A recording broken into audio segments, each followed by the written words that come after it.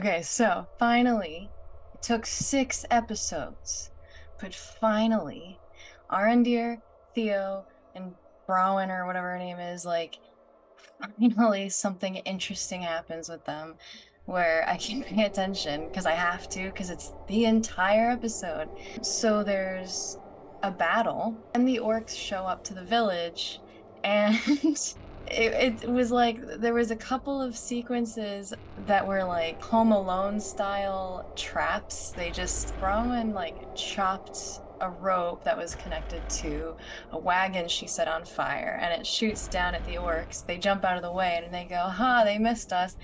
And then out of nowhere, a second wagon with fire hits him. And that was the extent of their planning for the orc attack. Wow.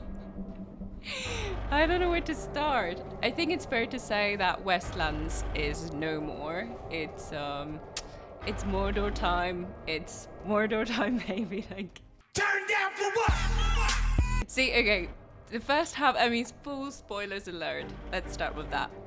First half of the episode, meh, whatever. Couldn't care less. It was just kind of like, yeah, let's get over with it. The second half was, yeah, it was just much better. Like, let's not get ahead of ourselves. It was just much better. I enjoyed it a lot more. And that finale, when we see the whole Mount Doom turning into its glory and beauty, I don't know. I still have a bit of a shivers. I thought it was like, I don't know, it was very epic. It was such a good scene, I thought. Yeah, like, CGI could have been done slightly better, but overall, like, the unexpectedness of it, like, I thought it was really, really well done. Why did these people stay in the village? Like, please, I just don't understand why they stuck around. Like, you knew the orcs were coming.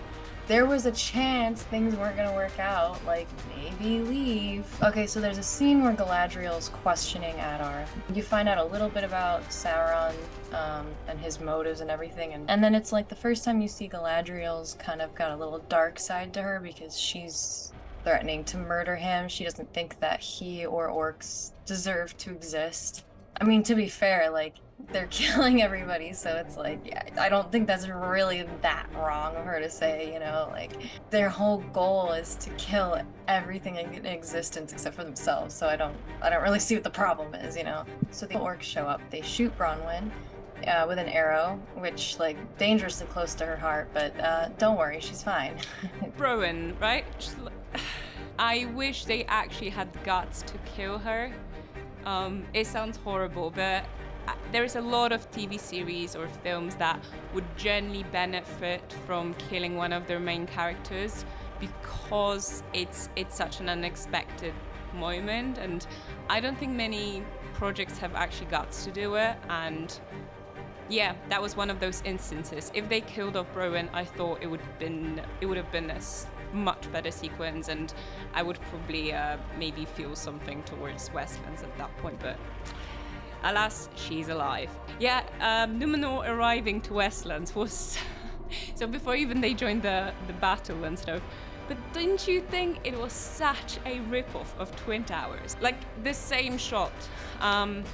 Yeah, it's going back to this whole discussion over, yeah, we're just out of ideas. We don't come up with anything new looking, and there's quite a bit of dialogue that's just very, very on the nose. Like, there's moments that I think, yeah, I don't know, it just seems like they lack trust that the audience should be able to figure out a moment just by a look or something like that without somebody having to spell it out for us. But then there's scenes that I'm like, what the hell are these people talking about? Westland's theme music. Let's talk about this, because I keep referring back to The Witcher. Every time where you have the Browen and Arondir's theme, it makes me think of Witcher 3, The Wild Hunt. It's so strange, but like, yeah, I get very Witcher vibes, which is a good thing. So I think in all defense to the Westlands and what's been happening there, I think that the music sort of saves them from being completely irrelevant and boring to me. New theory. Halbrand is Sauron? Hear me out. Others asking him, who are you? So they clearly haven't met. And Halbrand has this some sort of, I don't know, revenge thing. He hates Addar, but Addar genuinely has no idea who the guy is.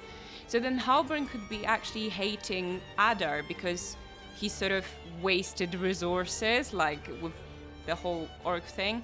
And then there's this, like, I mean, call me crazy, but I'm pretty sure there's this love interest developing between Galadriel and Halbrand. And as we know, like, Halbrand did not exist in Tolkien stories at all. So what if he's hiding in the body of Halbrand? Like, or something like that. Like, I don't know. My money is actually on Halbrand being Sauron right now, more than this stranger being Gandalf. Let me know in the comments what you guys think, but this is my new theory, and I hope the series have guts to actually do that, because that would have been the biggest plot twist in the last decade. I mean, yeah, obviously I'm exaggerating, but it would have been a pretty cool, unexpected moment. Yeah. Galadriel did stuff in this episode. People did stuff. Yeah, it was fun. It was a good episode. Better than, maybe not a good episode, just better. Thanks for watching. See you guys next week.